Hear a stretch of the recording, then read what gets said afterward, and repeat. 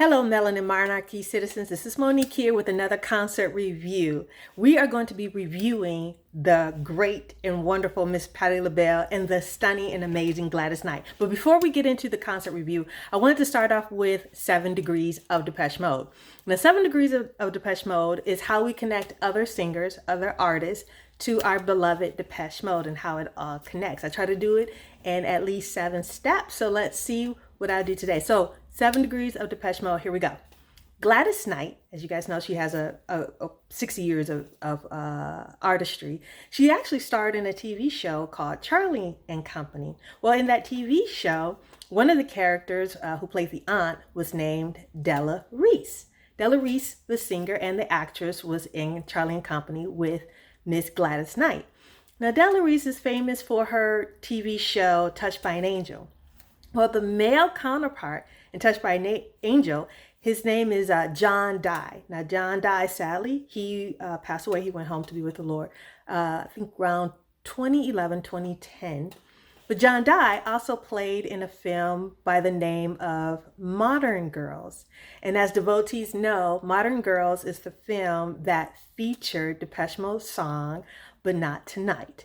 So that is how we connect Gladys Knight with Depeche Mode. Now, also, when you're thinking about Patti LaBelle, same thing. Patti LaBelle, she's done a lot of things, including movie soundtracks. And one of the movies that one of her songs was featured in was a little tiny movie called Beverly Hills Cop. Well, in that film, there was an actor who was in that film by the name of Mr. Rick Overton. Mr. Rick Overton also played in the film Modern Girls and Modern Girls, But Not Tonight. So there you go. We have the 7 Degrees of Depeche Mode. I hope you guys enjoy that little history and little touch of Depeche Mode. Okay, so let's get in it. Let's get into this concert review. So your queen, Monique, was able to see Gladys Knight and also Patti LaBelle. Now, this is my first time, sadly, actually seeing Gladys Knight.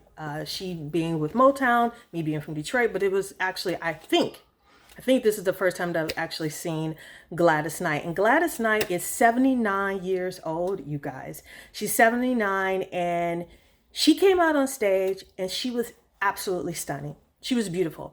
Her designer put her in a pink pantsuit, that bell-bottom pantsuit, and it just looked amazing. She actually looked amazing.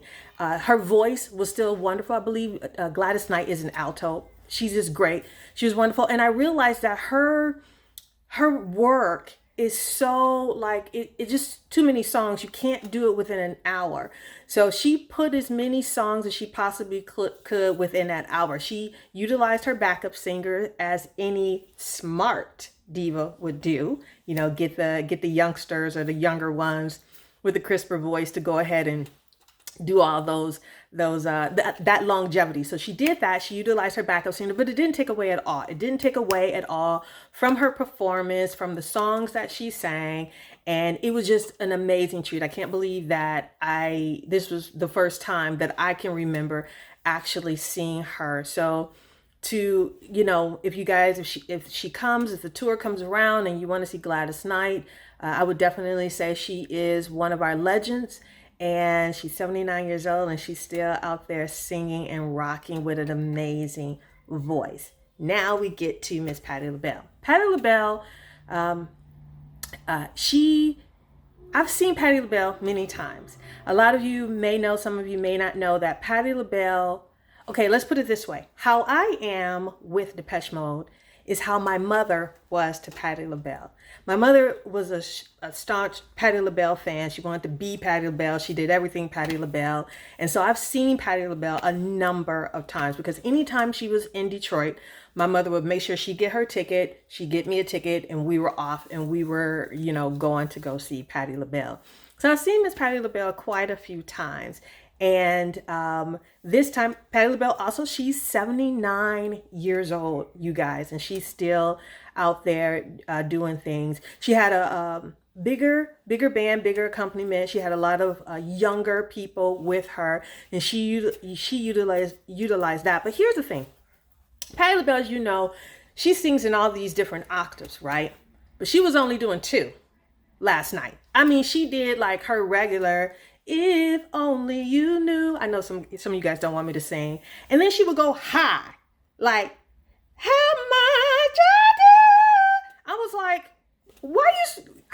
can't you, she can level it. You know, her voice has just been so powerful, but she just did something, I guess she's saving her voice. She just did something different. And for those of us who've seen Patti LaBelle a number of times, we can see the change. We can see the differences in the change in the singing and things like that. But Patti had 3 wardrobe changes. She came out in this black shimmery thing. You know, every time she moved, it just seemed like everything moved and it was like the stars, you know, which was great. And she came back in something that was very classy, kind of looked like a muumuu a little bit, but was flowing. It was, you know, nice, colorful. And she was only in that for, I think, about 2 or 3 songs. And then her finale, she changed her wig up. She put on this nice. And see, one thing about Miss Patti is Miss Patti likes to accentuate her legs. She really does. She likes to accentuate her legs.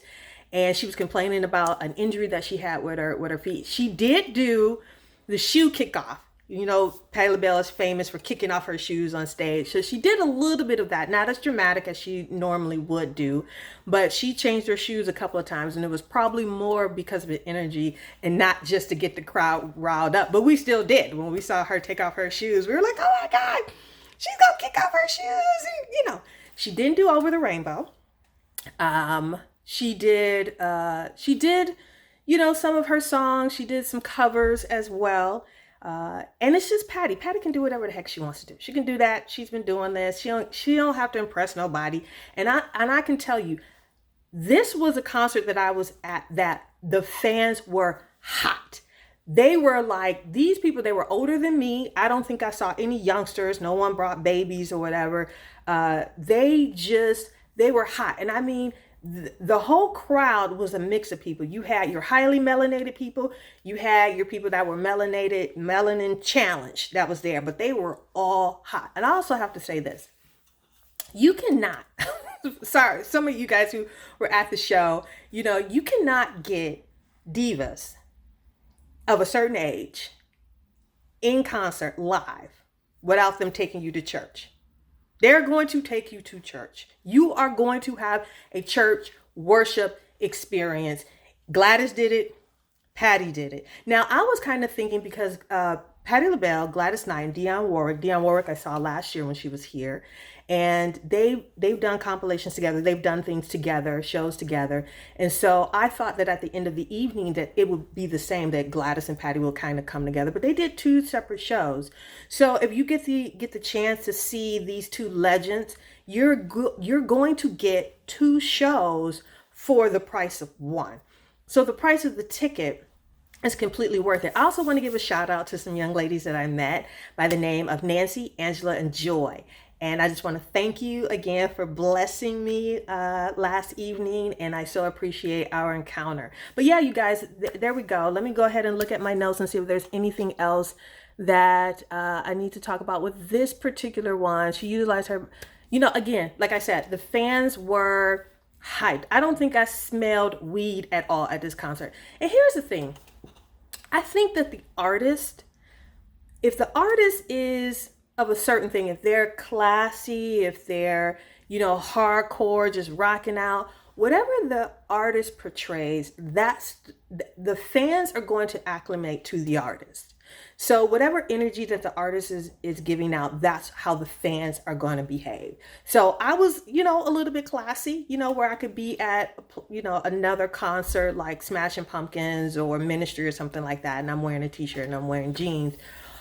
So that's how you can tell with the fans. But I can tell you, these fans were hyped. They were hyped. They were singing. They were yelling out her name. These were older people. These are people in their 60s and 70s, and they came ready to party. So I want to say, if you guys get a chance to see legends and they come to your town, even if the ticket seems kind of expensive than usual, I would definitely say it's worth it. Go ahead and go see the legends. Now here, I just want to say thank you guys again for allowing me to come to you with these concert reviews. I'm here in San Diego.